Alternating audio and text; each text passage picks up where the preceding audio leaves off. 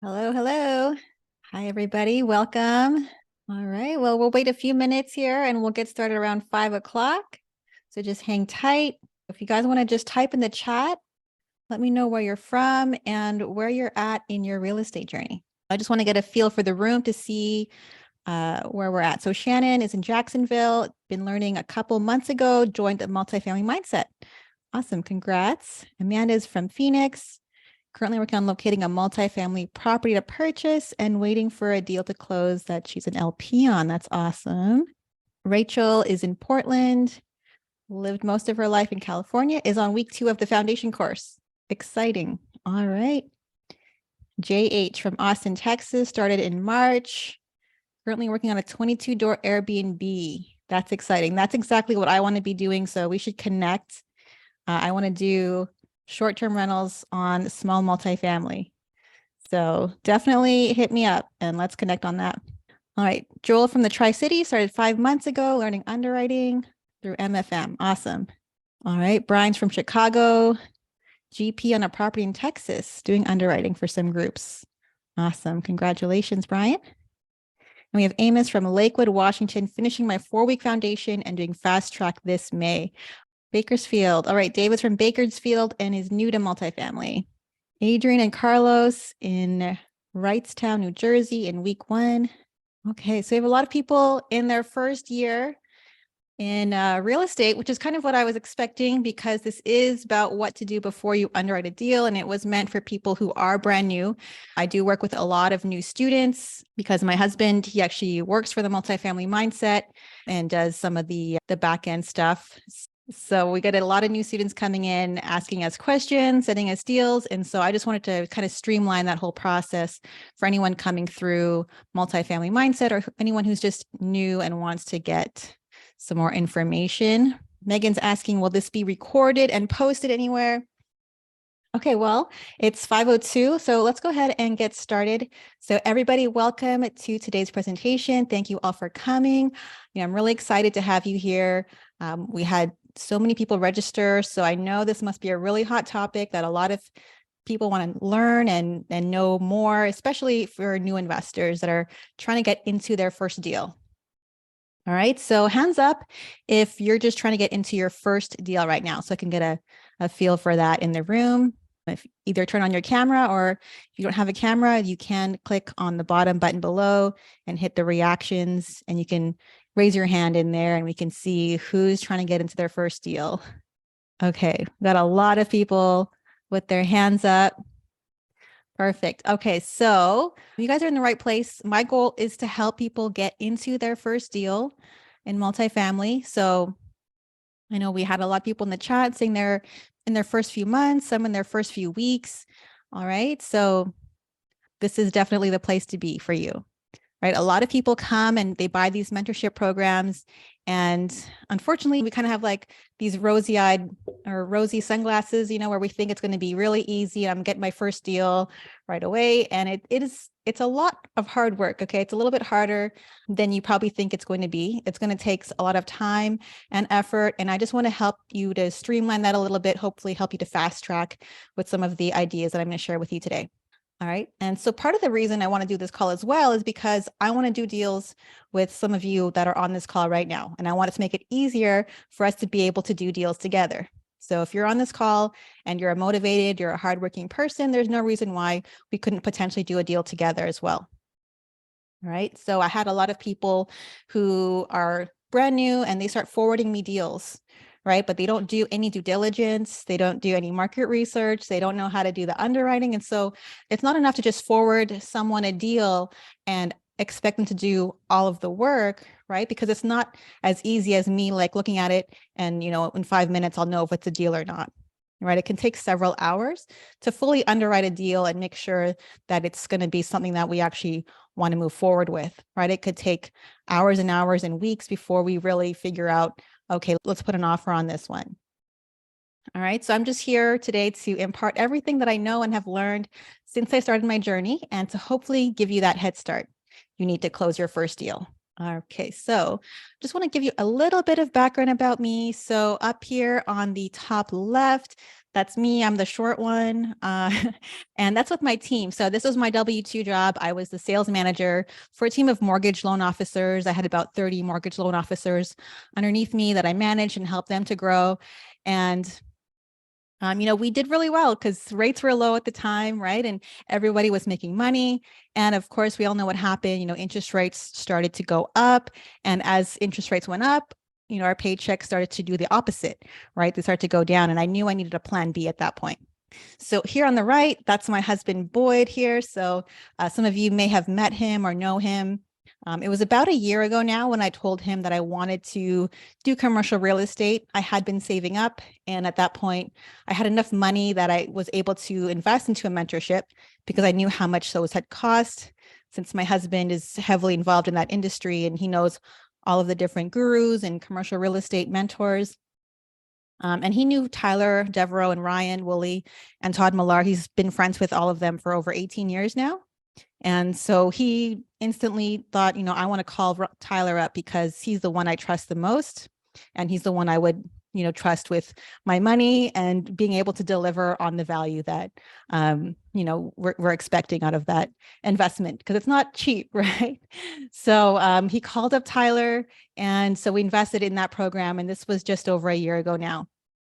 And shortly after that, I decided to leave my W-2 job so I could do this full time.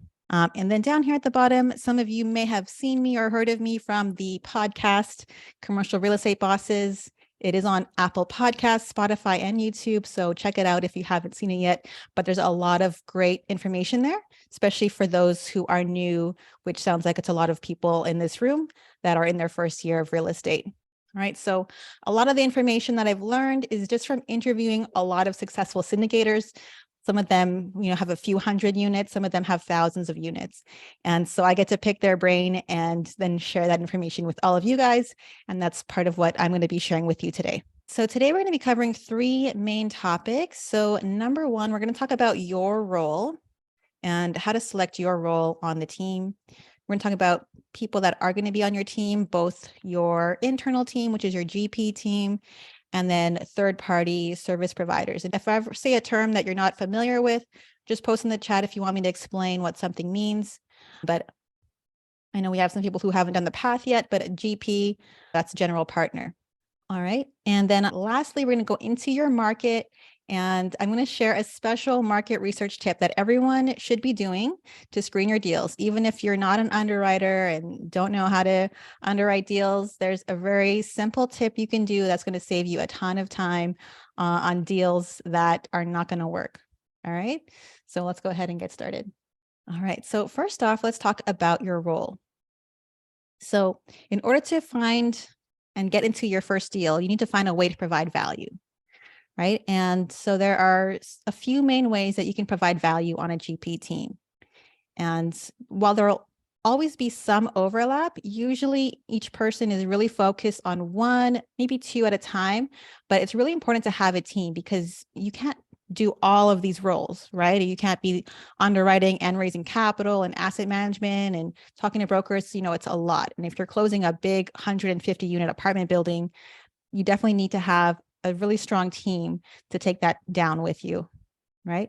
So typically people are focused in one of these areas. Either they're in acquisitions, which could be broker relations and underwriting, or secondly, they're into the investor relations, which is raising capital, right? So one of those two. Some new investors who haven't done a deal before, sometimes they tell me that their role is asset management. So does anyone see what the problem might be for someone who wants to be an asset manager if they haven't done a deal before? Just type it in the chat. Right. Yeah, no experience, right? They don't have an asset to manage yet, and they're just starting. So if you want to be, no experience in managing an asset or upgrades, exactly. So it's very difficult to be the asset manager if you have no experience, you've never run a multifamily deal before, because mostly what will be happening is your sponsor is going to be having to hold your hand through everything and teach you everything. So it's not really a way that you can provide value. So unless you've done that before, maybe that was your W-2 job, you were an asset manager, and that could be a great way, right? But if you've never done it before, you don't even know what it is you're supposed to do.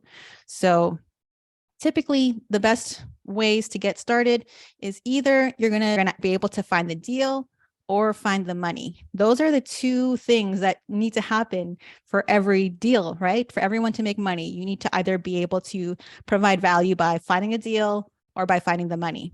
All right. And just to get a sense for what everyone thinks about these two options, which one do you think is the fastest?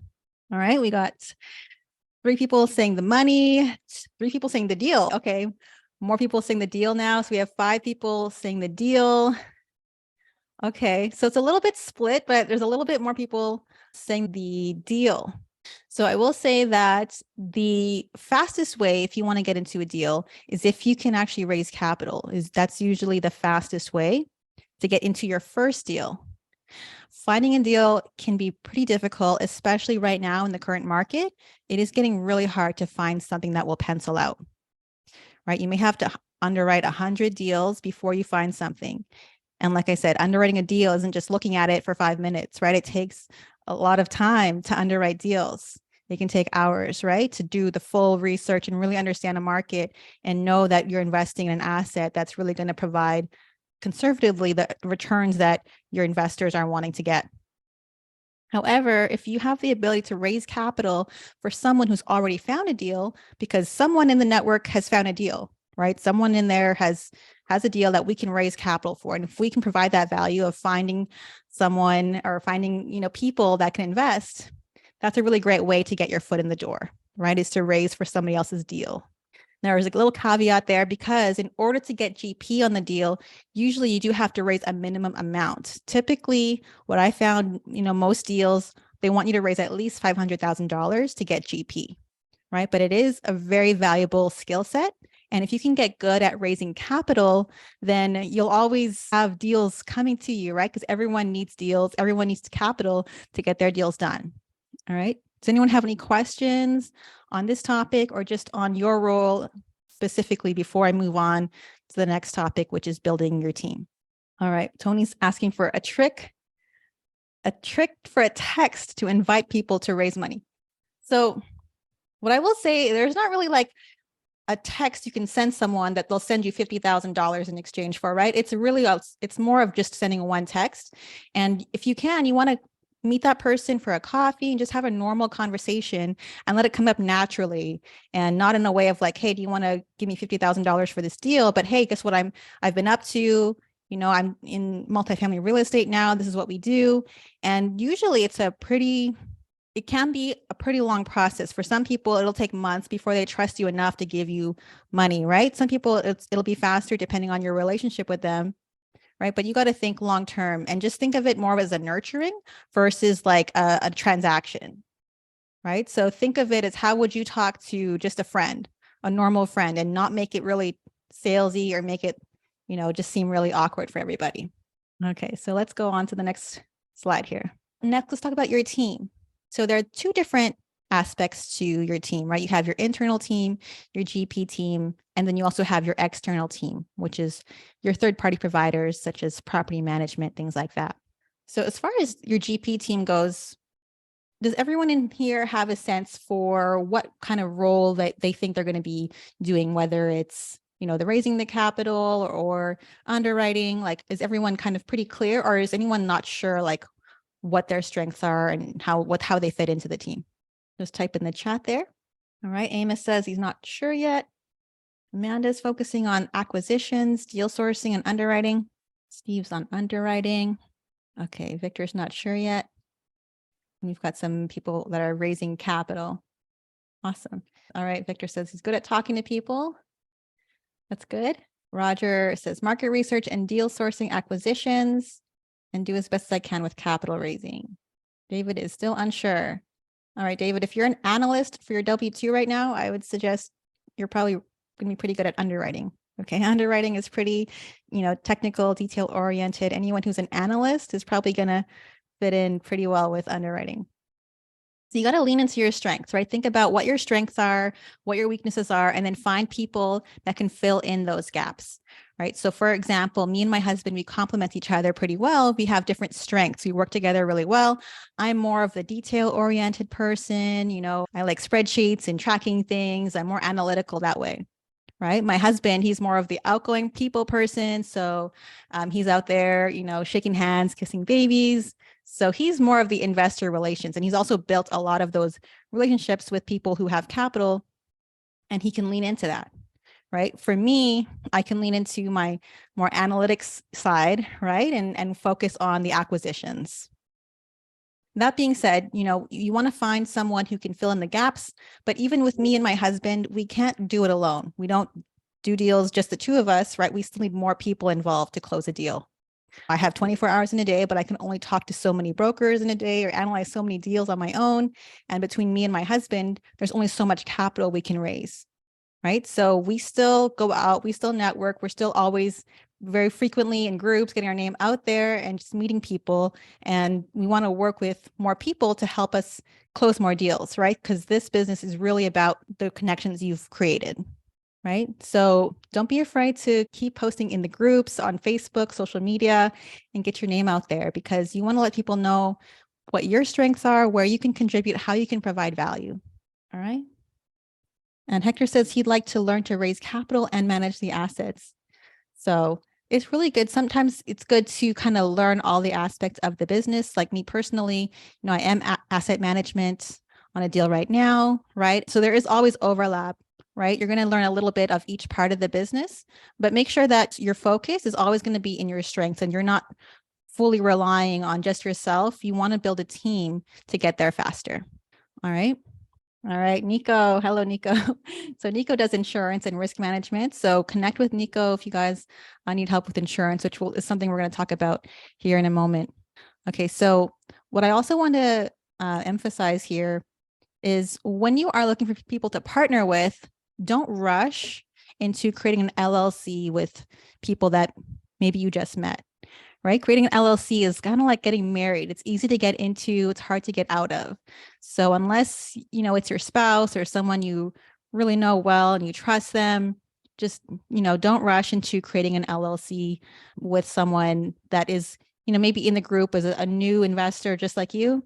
I've heard a lot of horror stories in this industry of people getting into business with somebody and, it just didn't work out. Sometimes it's the small thing, like maybe they just got too busy or they gave up or they didn't want to do the business anymore. But other times it's been more extreme where they were stealing funds from the company's bank account and some crazy things like that. Right. So in the beginning, it's okay to just find people to work with and do a few deals together first. And then just kind of feel it out and decide later on that maybe you want to create a more official partnership. So the way I have my business structured right now is me and my husband, we have our LLC together.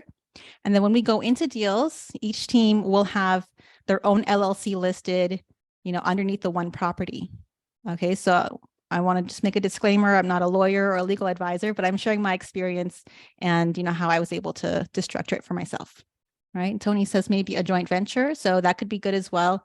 So a joint venture is different from a syndication, right? In a syndication, you're raising capital from limited partners who are basically like silent investors. They're not actively involved in the deal.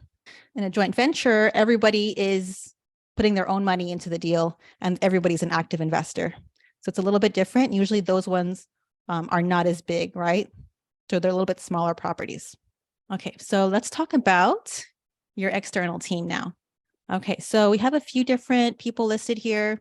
Now, I would recommend, even though you guys, a lot of you are pretty new, right? I would still recommend that you start building all of these relationships as soon as you can. Okay, start reaching out to property managers. Property managers are really important because you're going to be working with them basically like every day when you close on a property, right? And you're going to be working with them throughout the entire due diligence process. They're going to be with you, as you inspect every unit. When you're under contract, they're going to be involved in that whole process with you, right? And you could be in a deal with them for 5 or more years. So get them involved early. So while you're underwriting the deal, some property managers, they might already know about the property that you're underwriting and have some background insight that they can share with you. So some of my property managers will send me a rent survey of an area. So I'm looking at a property, then they'll tell me, what the market rents are and all the comparables. So that saves some time and helps me to compare with the comparables that I'm looking at and just see how it matches up. A lot of times they have their own analysts internally that will underwrite the deal for you separately from your underwriting. And just because they have a very accurate expense ratio compared to maybe what you're doing, because we're just kind of guessing what the expenses might be, but they know what the actual expenses are because they're running deals, they're running properties that are in that area. And so they have usually much more accurate expenses in certain categories. All right. And if you're going to tour a property, it's always a good idea to invite your property manager to come with you. So just today, I actually had a property manager send me a video of a property that we're looking at in Dallas, because I live here in California. He happened to be in the area and he did just a drive through, took a video so I could see what the exteriors looked like in the neighborhood and see what kind of value add things we could add on the exteriors. So property managers are a very valuable asset to have with you throughout the entire underwriting process. So you don't want to do that too late. You want to do that before you get into the underwriting process and build those relationships and make sure that you're contacting multiple property managers so you can see who's a good fit. Okay, so next let's talk about your insurance broker. So your insurance broker and your lender, they should be able to give you some more accurate numbers when you're underwriting. Right. Interest rates have gone up. Insurance costs have gone up a lot recently, especially in Texas and Florida. Those areas have seen, huge amounts of increases in insurance costs. And although you may not be able to get an exact number for every deal you underwrite, you should be able to get a good ballpark figure to help you move forward in your underwriting. Right. Sometimes I still get underwriting from new investors and they're using interest rates from 2021.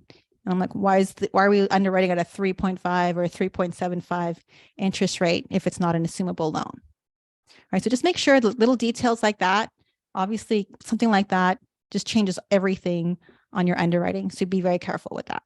All right. So you want to make sure that you are keeping in touch with your insurance broker and your lender and just keep a pulse for what's going on in the market and what the current rates are. All right. Next, we have the attorneys. So a lot of you are inside of Multifamily Mindset. Bethany LaFlamme is very great. All right. She actually holds webinars every week that you can attend for free. And you can go and you can ask general questions. That's a great resource, especially for those who, are just beginning and maybe don't want to spend $5,000 or $10,000 in a retainer fee off the bat. A lot of attorneys will ask for that before they'll talk to you, right? And that's going to be pretty expensive in the beginning when we've already spent so much on mentorship and all of that, right? So if you have the means and you want to spend the retainer, of course, by all means, you can do that. But if you're in a position where, again, you want to be able to just attend these webinars and get your questions answered in a group setting, then that's a great resource as well. Okay, any questions on this topic before I move on to the next and maybe the most important relationship you're going to make for your deals? It was Bethany LaFlamme. I'll type it in the chat. Bethany LaFlamme. So look her up and maybe just find her on Facebook and you'll be able to connect with her and find out when her weekly training is. She's got free webinars every week that you can attend and just literally ask her anything. And I've been able to go in there and just ask her legal questions that I have. Okay, so let's go to the next slide here. So this is probably the most important relationship that you want to build and start building on early in your career. Okay, so a mistake that I see a lot of students try to do is submit LOIs when they don't even know who their sponsor is going to be yet. And that can be a little bit tricky because you need somebody who has that track record that you can show to the broker when you submit your LOI to make your offer stronger. Brokers want to make sure that whoever they accept has the ability to actually close on the deal. So if you're in a competitive situation and there's multiple offers, but the track record, your experience, it looks weak, then you could lose the deal. Right? Or the opposite could happen. You submit the offer, it gets accepted, but then you have to back out because you couldn't find a sponsor who would sign off on the deal for you. Right? Yeah. Nico says Bethany LaFlamme and Mauricio are one of the best SEC attorneys in our industry.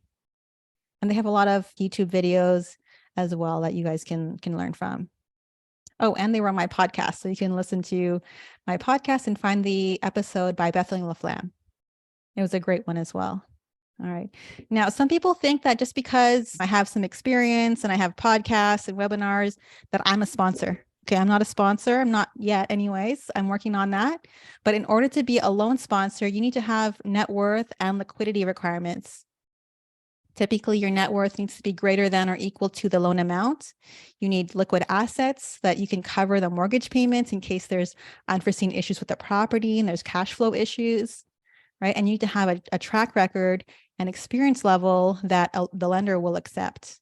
All right. So the requirements can vary based on the lender and the deal, but you need someone experienced, right, on your team, and that's your loan sponsor. And a lot of sponsors that like to be involved early on in the process before you submit the LOI. And it's important to build this relationship in the beginning. Each sponsor will have their own different requirements and levels of involvement. So you want to discuss with that beforehand what exactly their requirements are and how they want you to work with them. Some people, they just want to have a summary of the deal. Some people just want to see the underwriting. So everyone's different. All right. And just make sure that you work that out with your sponsor. Okay. So any questions on sponsor or anything that I've talked about so far? So Kimberly's asking, do you suggest we find a sponsor before we start looking for a deal?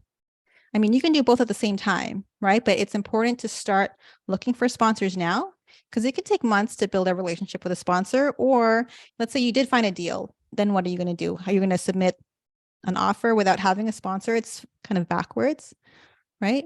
So you want to start looking for sponsors really early on and start building those relationships and getting your name known by these people so that, you know, they do want to do deals with you. Sponsors can be hard to get a hold of. I know from personal experience, I've reached out to a lot of sponsors that don't respond back. All right. But the point of that is not to just dwell on that one sponsor. Just keep going, keep moving forward and keep trying until you find the right sponsor that's going to fit with your personality and what you want to accomplish. Tony's asking, how can we sound real if we haven't done any deals yet? Are you talking about with sponsors or with brokers or just in general? Yeah, with sponsors. So, I mean, I would be honest with where you're at, right? I don't think a lot of sponsors expect you to really be, well, number one, they don't expect you to even have done a deal yet. Right. I have plenty of sponsors that I've worked with that as long as you can show that you're hardworking, you're committed, you're dedicated, and you're willing to put in the work. And I think the next slide will kind of help. The next topic will help with figuring out, you know, how to provide value to a sponsor. So I'm going to move on. And then if I don't answer the question, then we'll come back to some of these questions that everyone's asking. Okay. So next topic is your market. All right. So you want to know your market like the back of your hand. So you don't want to be bouncing around to different markets every week.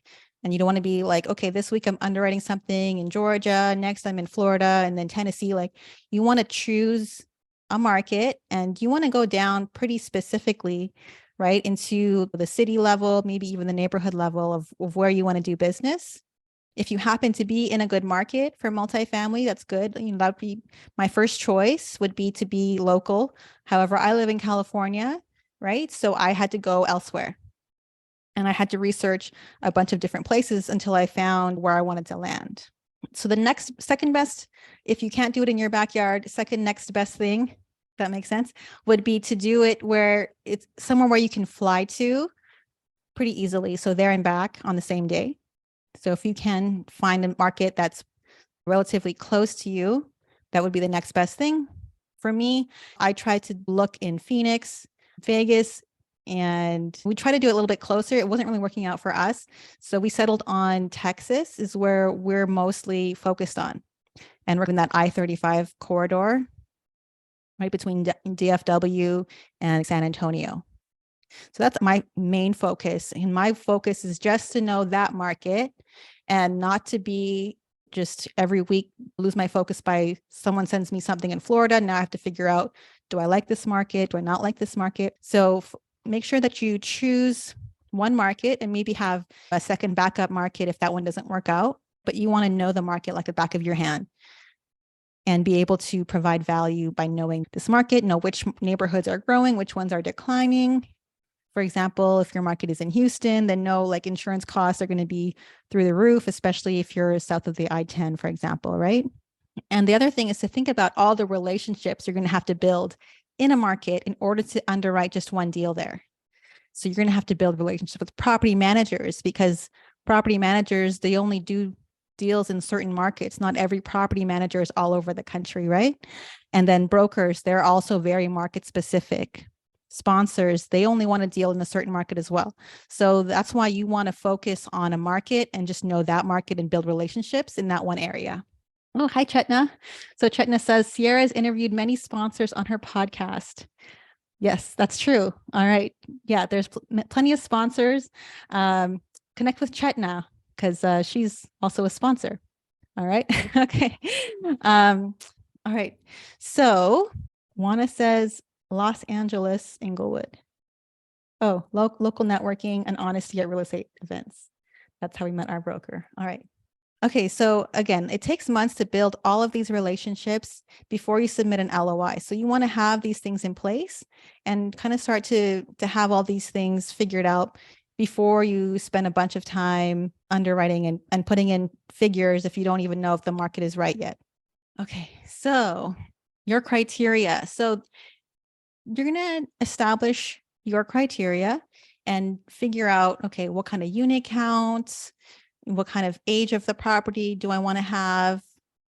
Price really comes down to how much capital can I raise, right? So if you're trying to go into this $100 million property as your first deal, where are you going to get the capital to close on that, right? Usually the sponsor wants you to be able to contribute in some way to the deal. And if you can raise capital, that's a really good way to be able to contribute into the deal as well.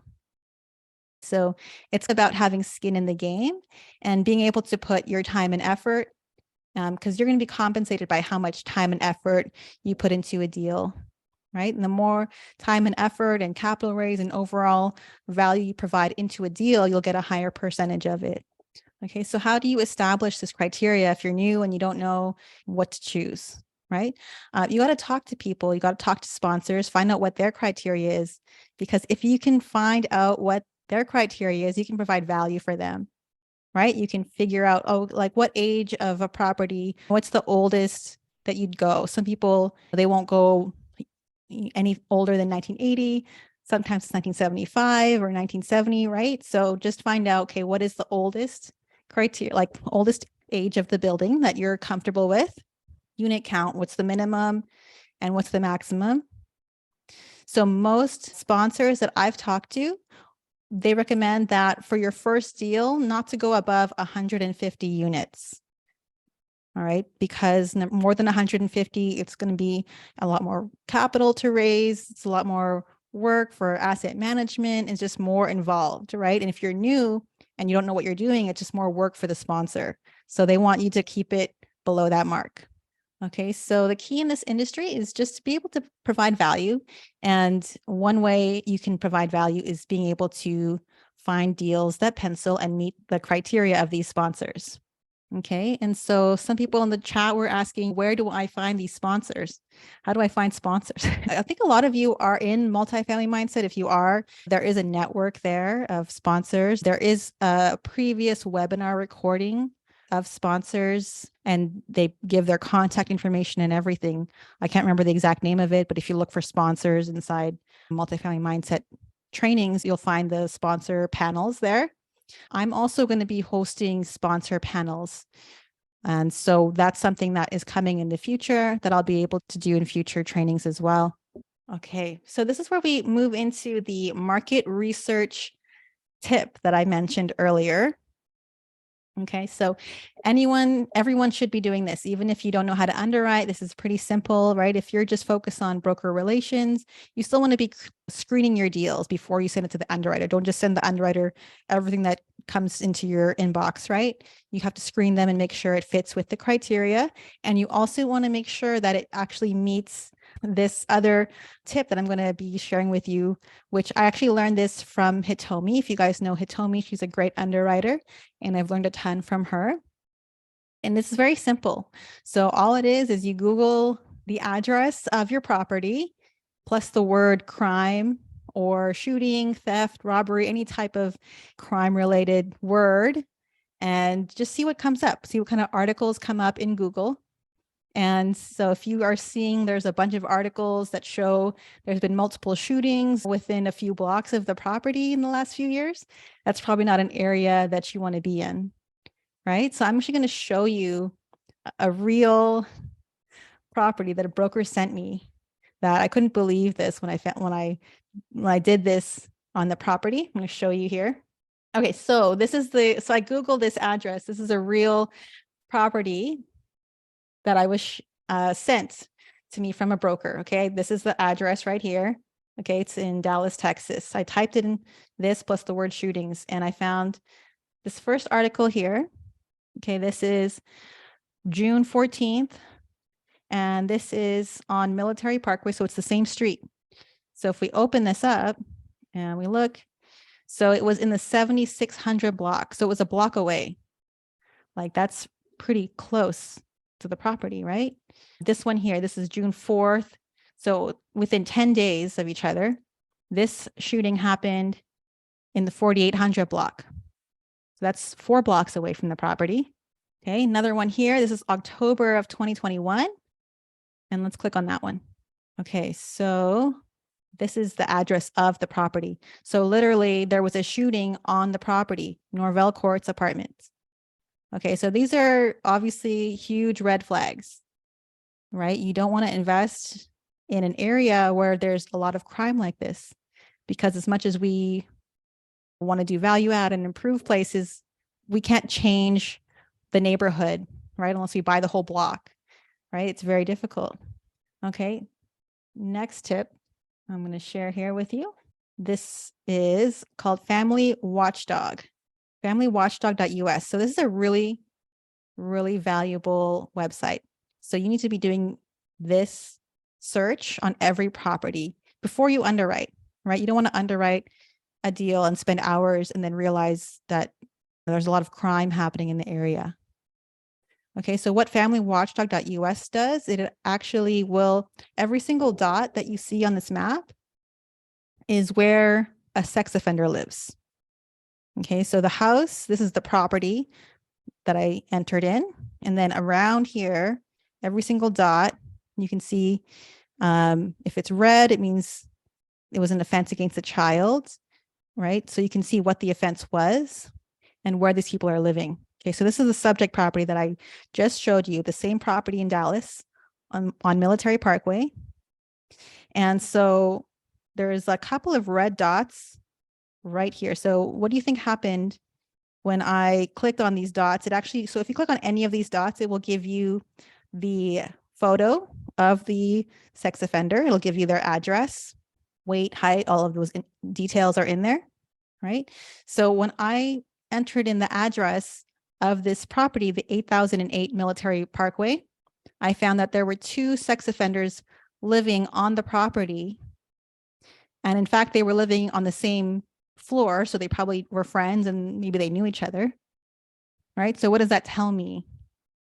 Number one, it tells me that the property managers are not screening their tenants, right? They're letting anybody go in there, anybody live there. So they're not even screening for any criminal background at all.